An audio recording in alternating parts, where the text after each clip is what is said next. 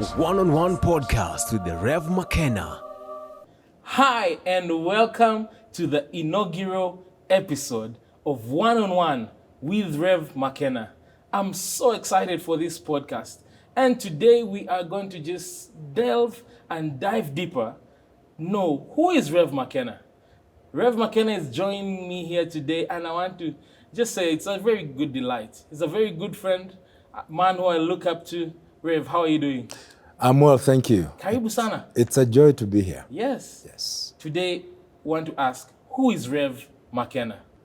Rev Makena serves with CITAM, ordained in 2014, joined NPC, which is now CITAM, in 1990. Did this 2 years after I gave my life to the Lord, in 1989, so joined the year after here. But before that, I'm the eldest in a family of 4. 3 brothers who are behind me and a sister. Our parents are deceased. The first one to go was my late father, 1986. He was assassinated at a price of 50,000 shillings. Shot on the 13th of December. He died 2 days later on the 15th. We buried him on the 22nd of December, 1986. Years later, my mother had a struggle with breast cancer. Buried her in 2004. So that's how we are as a family. Wow, that's it's quite a story. I think I just want to pick it up from where you've just left it off. Okay. Family, growing up. How was that like for you growing up with all that surrounding you? You're keen on the detail of what happened, the dates of this is when this what happened to your father, this Yes. what happened to your mom. Okay. Fill us more on the details of what happened in your growing up. How did you grow up to be the man that you are today? We grew up a very advantaged family. Our parents were well off. My late father used to work for a multinational in a very high capacity responsibility. Very responsible person. School fees paid on time. Food was good. Clothes. We didn't have struggles, if I would say that way. But there was a flip side to that. My dad was a very tough man. Tough in terms of discipline, tough in terms of the way he handles things. That was fine. But when it came to career choices, we fell off. One, I was taken to a boarding school at a very early stage, a suggestion that was made by a close relative. My dad picked it up, and at class 2, I was taken to a boarding school in Nyeri. That, for me, was very troubling because I was taken to an orphanage. And it took 2 years for everyone to realize that the place was very difficult and it had a very bad effect on me. What was very exerting was to ask myself the picture I knew of my parents and the boarding setup that I'd been taken in an orphanage left a big question on me whether the parents I knew as my parents were actually my parents, and if they were, why a boarding school in class 2? Well, I was rescued back after 2 years, but it seemed like the damage had been done. And that caused me to stumble on my academics. Even though I was brought back up country, later on brought back to Nairobi, something had gone wrong. The second thing that went wrong when we came to career choices, the team that was the friends of my late father had sons who were doctors, sons who were pilots, sons who were architects. And that definitely was the pride of the families then. So my father decided my firstborn son must be a civil engineer.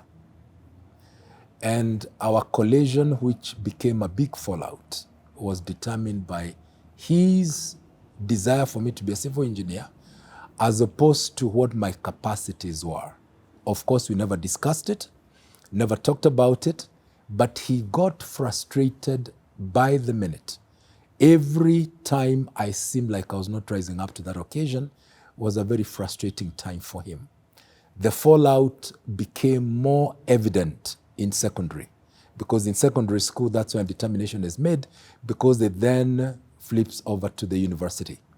It became so difficult that my esteem level was so low that even giving responses to ordinary answers became a very serious problem. I didn't know I was in depression.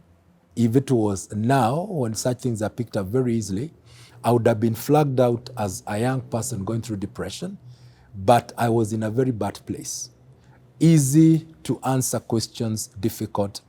Easy to make relationships, difficult. The fallout with my father was not easy at all. And so even my performance at the O levels was not such that would have permitted me to shift in over to the university. I don't think I would have wanted to go to the university in my state. I wanted something that would get me out of home. And so the first job I got, which guaranteed living home, I latched on it and went for it. You will not believe what that job was. An opening at the International Casino that was at the museum roundabout. Why was I happy about it? Because that was the first thing I was interviewed and I passed. And so I felt very good about it. And of course, when you talk of the International Casino, you are talking of a young man who has left with a very low self-esteem, a young man whose identity is in crisis. Then he gets a job that has very easy money, a job that has very easy alcohol, and a job that has very many women. That was a strange combination, but I felt good about it because I attempted to exert my identity in that particular space. Wow. It's quite something. Talk about impact that your family had on you, your parents, the decisions that you made going. How did that impact you now as where you are? Because I believe that parents make very key decisions in lives of children. And how did some of the decisions that were made for you, boarding, and just impact how you viewed life thereafter? With absolute respect to the parents who will watch this podcast, any parent who brings a child into this world has the responsibility of doing three things for the child: acceptance, approval, appreciation. Those three things are not generated in school. Those three things are not generated in the church. They are an environment created where the child has been brought in, because those three things communicate to the child that I'm loved.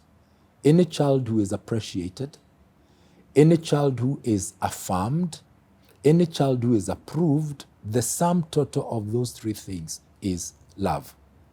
And when a child has that inner confidence that they are loved, it won't matter what the world throws their way.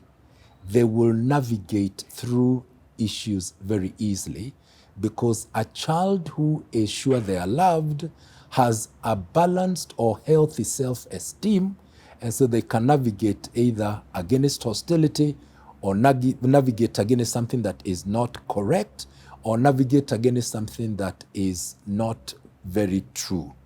Now, I didn't have that. We were very well up. We were very advantaged, but we were not loved. Our parents were very hardworking, very respected where we came from, very respected where they worked, but that did not generate a feeling of love in any one of us. I could speak for my brothers, but twice let me speak for myself.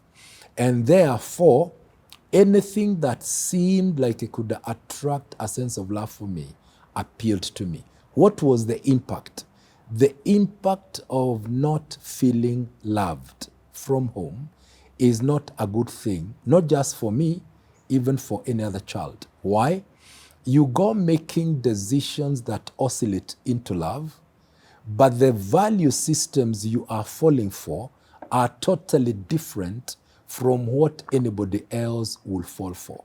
So you are here thriving in the decisions you have made, but any outsider looking at the decisions you have made questions them.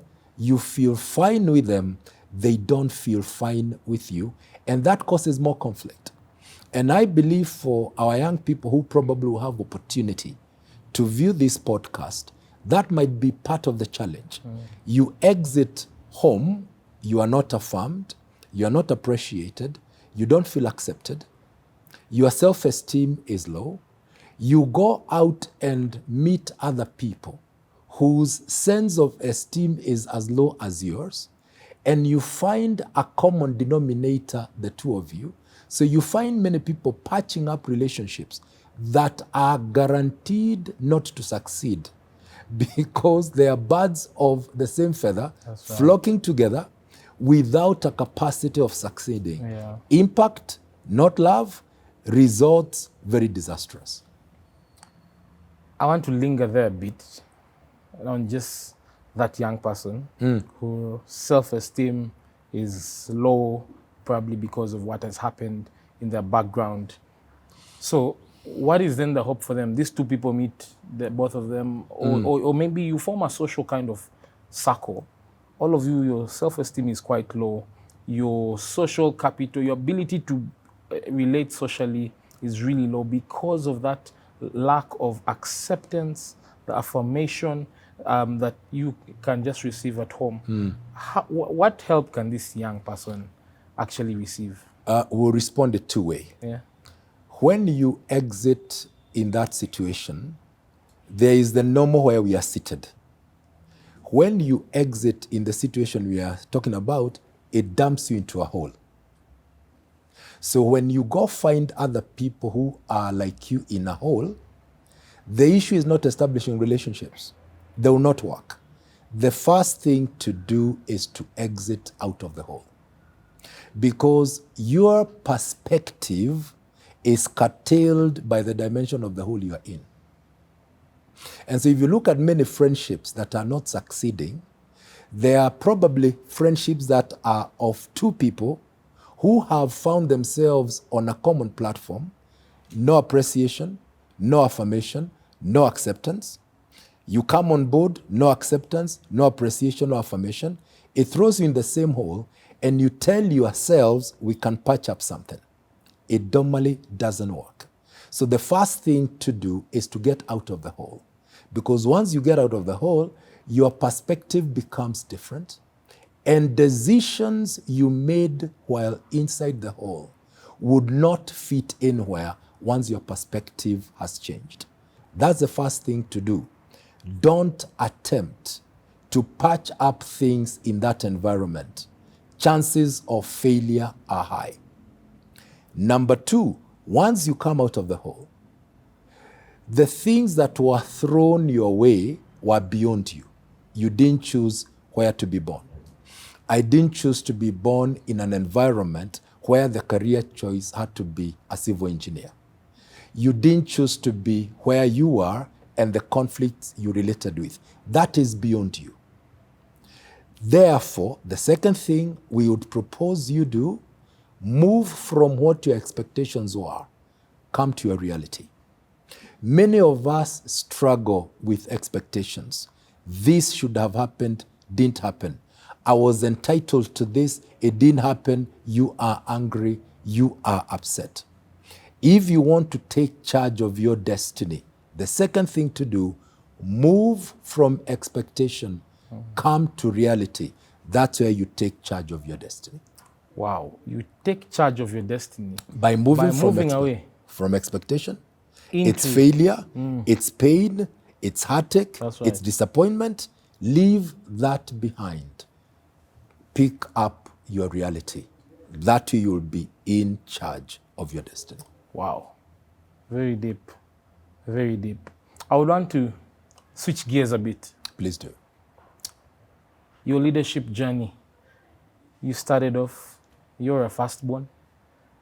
How is your leadership journey been shaped and influenced even from your upbringing, still around the subject of upbringing, but how has it been influenced, through your upbringing? My leadership journey was thrust to me because of the death of my father. I was 27 years of age when he was killed. He died at 51 years of age. As I mentioned, again with a lot of respect to the various ones who will watch the podcast, we are not casting aspersions, but we are stating the environment so that we can communicate why we are where we are. Because of my dad's tough position, as the children, we sort of leaned towards protecting our mother because she's the one who bore the blunt of the tough man who was our father. Verbal violence, physical violence was a very frequent occurrence. And so as children, you seem to attempt and protect mom and do everything else that allows mom to feel, as much as one part of your life has very many challenges, we are here as your children. We don't understand everything else, but we stand with you. What caught my attention about my late mother is one time she was very hurt. I don't know what had happened. And she spoke to me as a firstborn and said, the only reason I am here is because of you, my children. I am willing and I could easily go and get employed as a house help somewhere. Now, the person who is telling you that has a stone house up country. She has a pickup to her name. She has land that is hers. To tell you that she would easily, because of the environment, she could go and get employed as a house help. But the reason she isn't is because of you, my children. That's very telling. And so that strengthened the bond, and that gave us reason to sort of shield her more because she was soaking all the punches because of us. And so when our father was killed, I thought this is now an opportunity. It's a very unfortunate situation, nothing to celebrate, but you sit and tell yourself, this is how things are. Now that our pages have been turned over, it might be an opportunity for us to live a bit of a quiet life as much as dad has gone. And so I thought, here it is. So we have buried my late father, and we are here busy discussing, now that it's 7 days later, this is January, how do we then move on from here? Little did I know that my good late mother had a plan up her sleeve for her firstborn son. She had in mind who I should get married to. And she did not just have in mind who I should get married to. The date between the shooting of my father on the 13th and his death on the 15th of December, 1986, she had gone to the girls' village, picked her up, and brought her home. And so I am confused. We are dealing with the death of a father, and we have a girl who is strange in our home. And so I decided, let's first deal with the burial issue. Then identify what is it about this sister who is at home. And so on the 1st of January, I call mom and I say, we are done.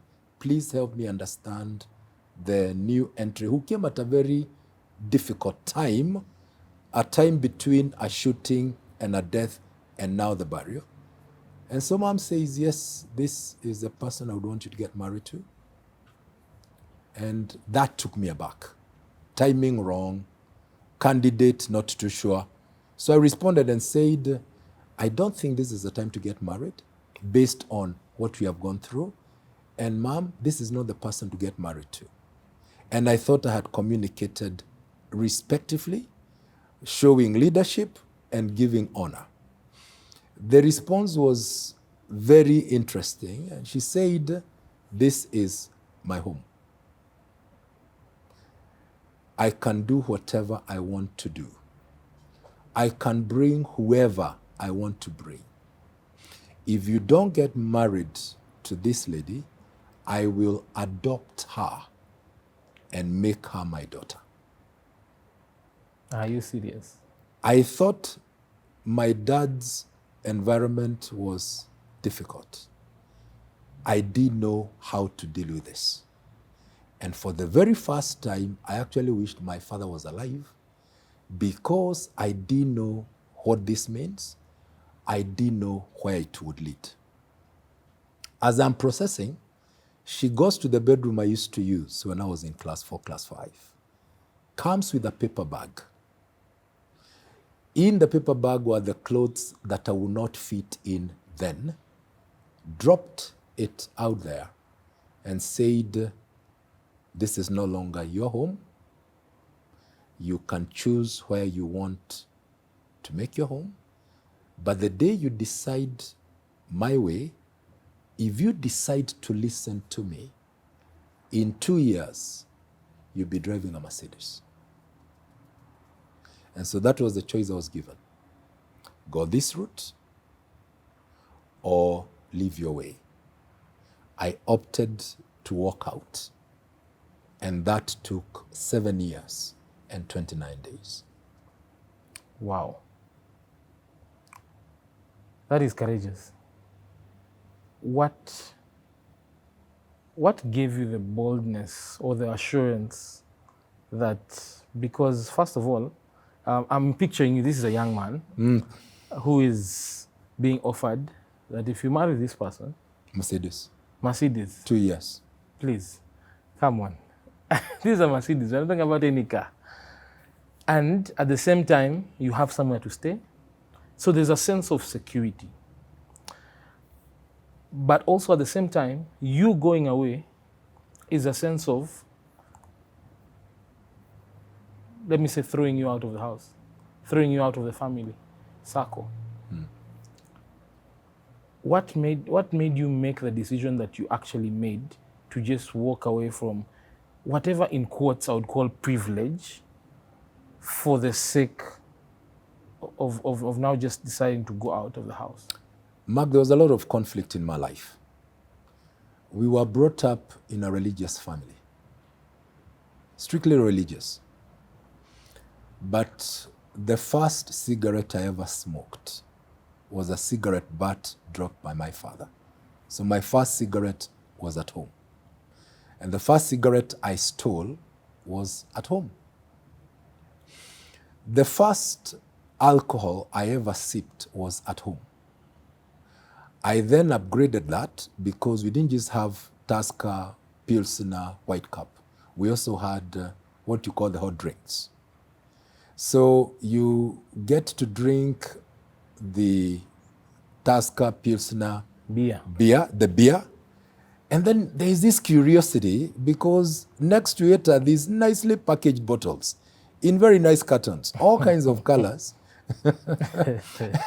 Curiosity gets the best of you. So you sip kidogo and then you top it up with water so that the content of whoever left, you're not worried about the diluting. You just want to make sure that the level is fine. That's right. So the cigarette, first smoking, home. The first alcohol, whether it is the beer or the hot drinks, home. Why? My role model was my father. So I couldn't understand why I was beaten because I was thrashed by both. And I'm wondering, Dad, the first cigarette I smoked, you dropped the butt.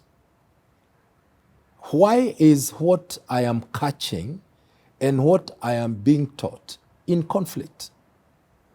When you have visitors, we are the ones who you send to the store. Go and bring a Pilsner. Go bring a Tusker. Go bring a White Cup. It's in the house. We are the KYMs. That's right. And then I sip at it and I'm thrashed badly. And then there's a conflict of the church. So I didn't see church, cigarette, alcohol. I couldn't put that together. Then from there, you have a low self-esteem because you have a conflict on matters to do with career. Then from there, Dad is killed, Mom throws you away, and you are very, very, very confused on what to do with life. And so from there, you come back wondering, how do you navigate with that kind of an environment? You are supposed to give some level of leadership. You are a firstborn. You've been thrown out, not for 1 year, for 7 years. That's when I then started seeking out about God, because the God I grew being told about was not able to meet me anywhere. The lifestyle at home and the expectation were not meeting anywhere. And so my search for God began then. Why? I have been thrown out. I have no sense of identity. My sense of pride is gone. My confidant, who was my mother, has betrayed me. And so I have to look for me and look for myself, and if possible, find my way somewhere. So, from what I hear, your search for God started at that point, and it was triggered. And from there, I want to just dive into what I would call crisis in identity to Christ, your identity. Crisis in identity, Christ, my identity. My father's death was very painful for me. Why was it painful? Here is a man I wanted to prove to. You have told me I don't think. You have told me I cannot amount to anything. And then you have died. You have died at a place where I have found a job.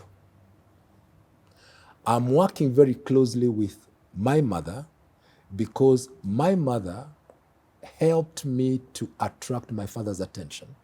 She was very hurt by the fact of being disowned by a father on account of a career.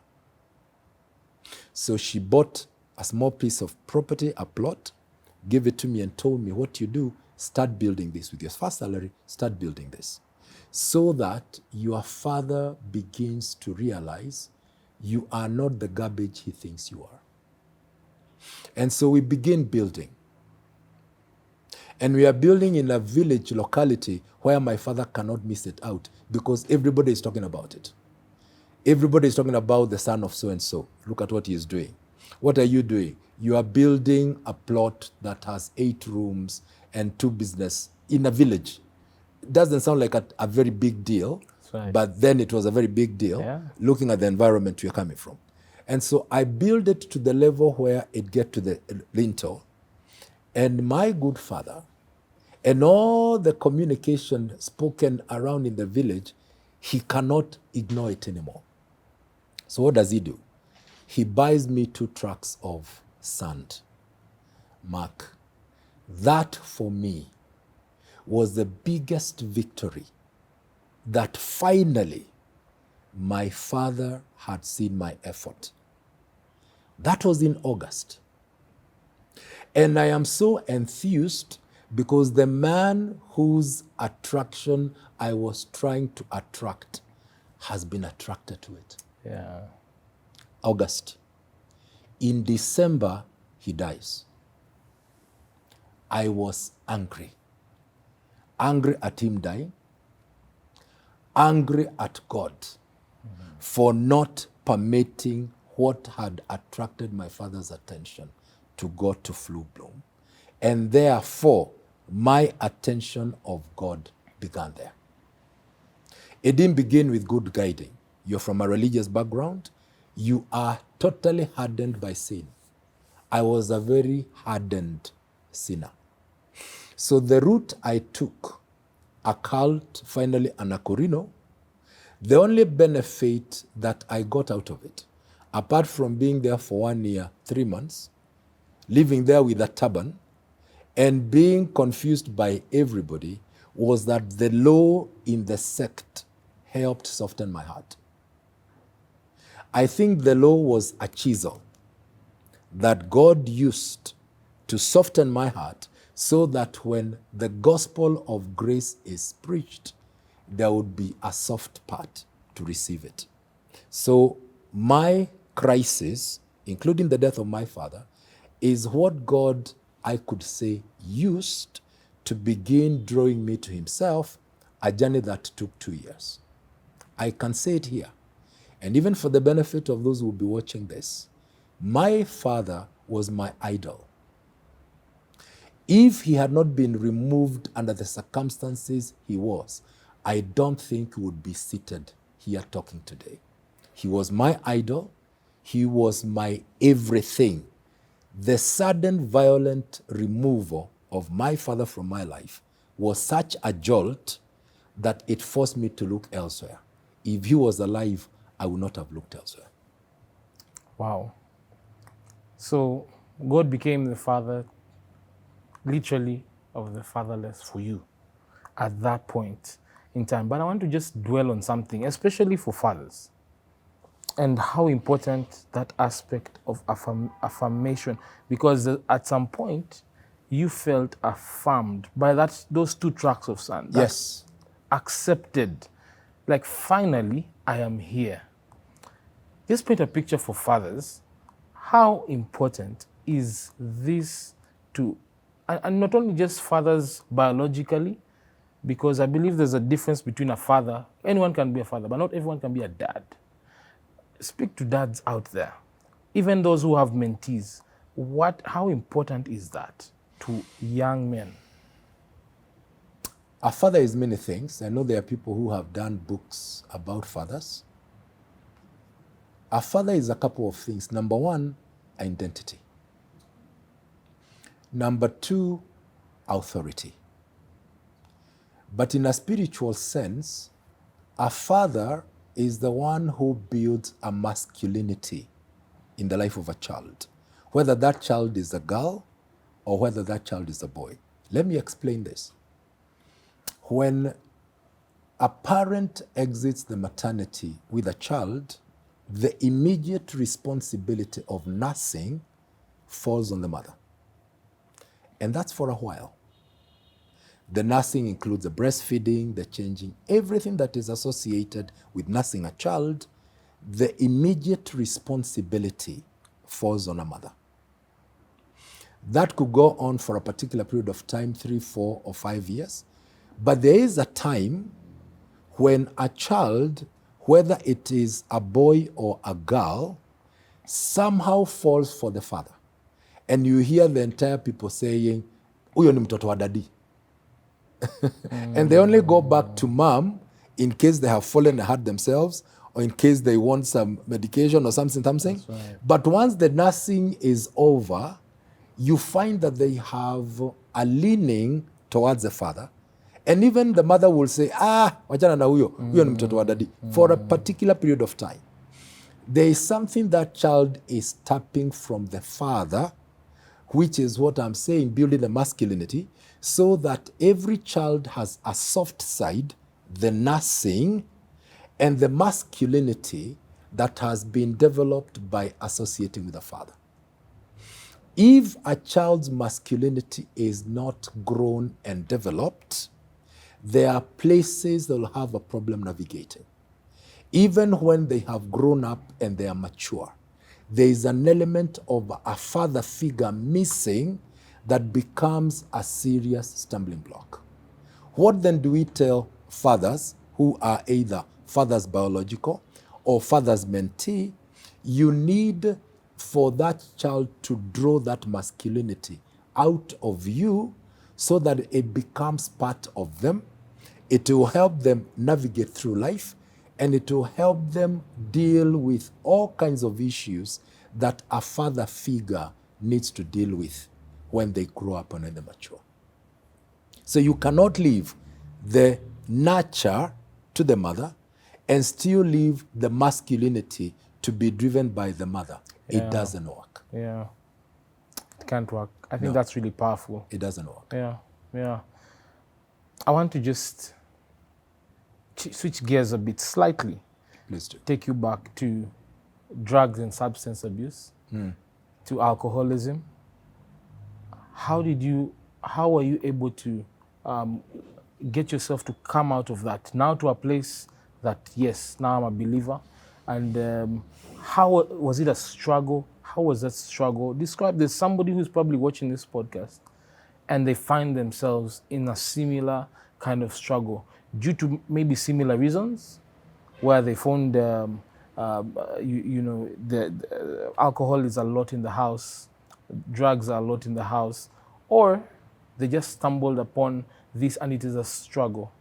How would you be able to just share your story and as well speak to this young person who's struggling with this? I struggled with alcohol. I struggled with bangi. That's weed. I didn't hit the hard drugs, the cocaine, the heroines, in whichever form, for possibly two reasons. Either I didn't get to where they were, or God was simply gracious enough not to permit me to go that route. Again, I'm using that word very carefully. That's right. Permit. Yes. But even what I indulged in was bad enough. The reason is, when you drink 3 days straight, day and night, you're definitely alcoholic. The alcoholism pushed me to almost committing suicide 3 different times. It didn't work. So my level of going down was very huge and very high.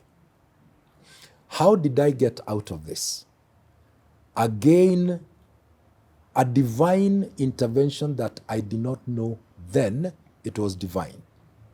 I was still working at the casino. I had actually moved from international casino. I had gone to a casino at the former Intercontinental. Yeah. This arm began to swell under the armpit. Fortunately, I had a medical cover that allowed me to go to Aga Khan Hospital. Over a period of 1 year, 3 months, this arm was operated 7 times. And therefore, that period of time allowed me time away from indulging in alcohol. And after the 7 surgeries, over a period of 1.5 years, my search and acceleration to seek God was actually quickened as a result of this experience in hospital. And so for me, if I could use again the divine intervention, by going through 7 surgeries and drying off from alcohol because I was forced not to drink because of medication, that slowed the push I had been pushed by substance abuse. And so when I exited hospital, my determination to seek God was more heightened than falling back into alcohol again, because I was told, if you continue with this, the next thing we shall do, this will be removed from you, because I think it's contributing. The cigarette smoke was contributing because I was not healing quickly. Alcohol was also contributing. And so one of the things the doctor said, if you are going to heal out of this, whatever it is that you're struggling with, drugs must stop, alcohol must stop, cigarette smoking must stop, so that we see whether we can access and accelerate your healing. So that helped a lot, such that when I now started seeking for God, away from religion, into the sect, and finally salvation by the roadside in Eastleigh, the hospital aspect had contributed to my slowing down and finally exiting from alcohol. Wow. So this was, God allowed a medical condition. Yes. That literally snatched you. Absolutely. From a vice of alcoholism. Yes. And drug and substance abuse. Yes. Wow. That's a story of healing. Yes. Through all this time and all this period, where is your mental space at? How is your mental health through all this that you're going through? Because this is quite a lot. By the way, for even the viewers, we're not even started. We are still in upbringing. Yes. Can you imagine? Where is your mental space in all this? And how is your mental health being affected or affected? I don't think I had a mental health to talk about.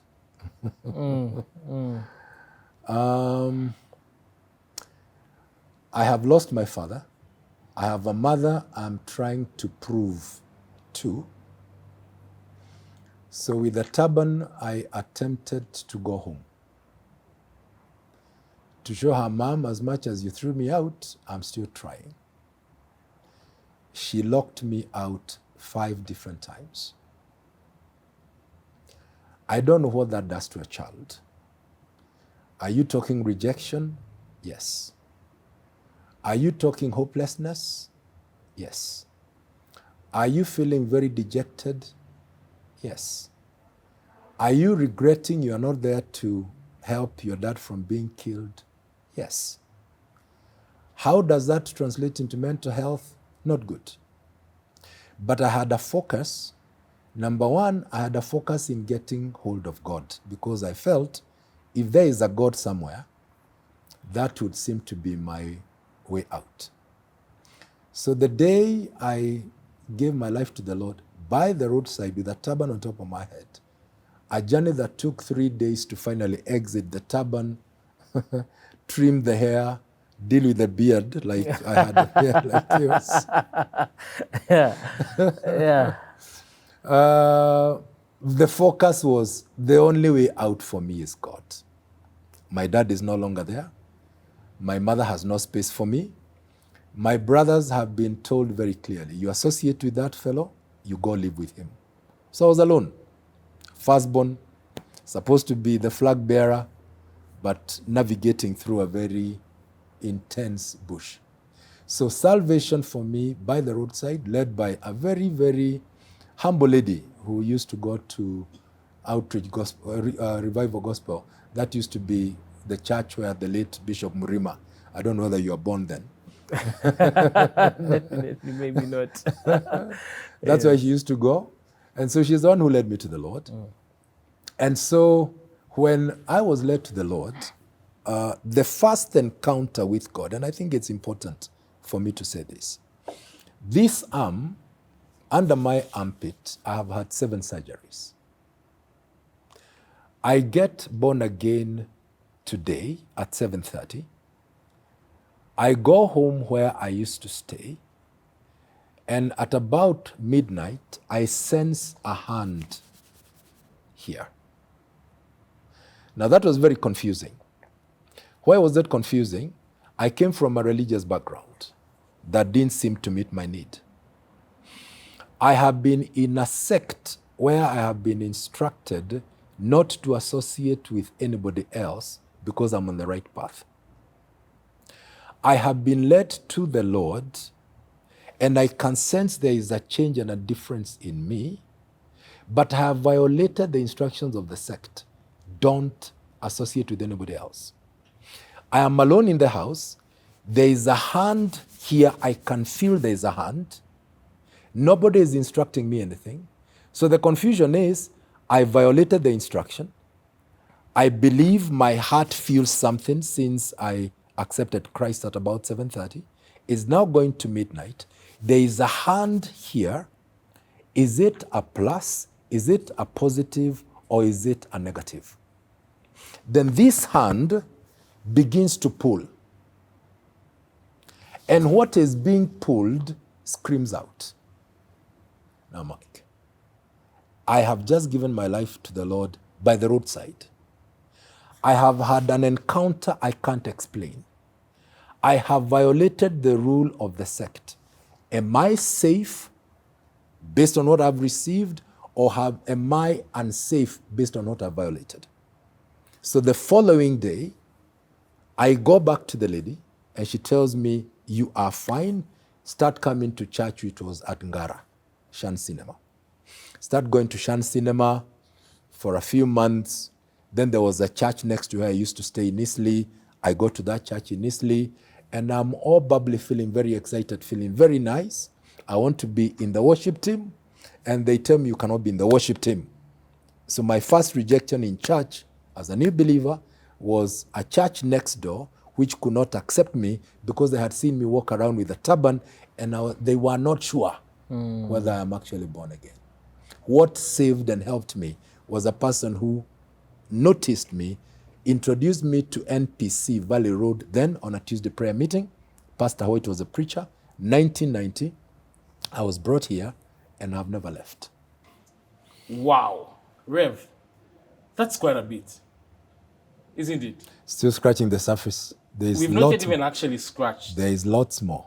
A lot more. And indeed, for you who is watching, this is just the beginning.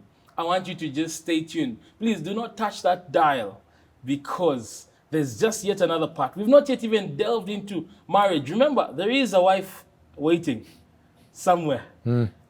We've not yet even touched on that. And so much more. Ministry, how he's been able to just take the lessons that he's learned on into his life thus far.